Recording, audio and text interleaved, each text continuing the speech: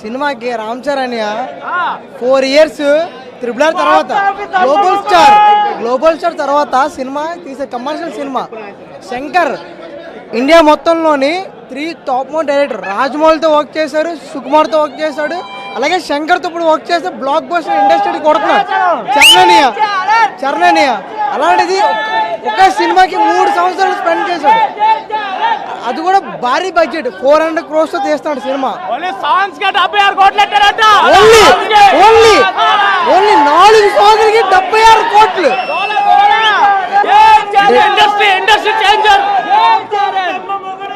Dedication ఏంటంటే ఒక cinema తీస్తున్నప్పుడు కూడా ఇంకో సినిమా ఒప్పుకోలేదు, అది డెడికేషన్. ఓన్లీ ఒక సినిమాని బ్లాక్ బస్టర్ చేస్తాను చూపిస్తాను కూడా చూపించాడు.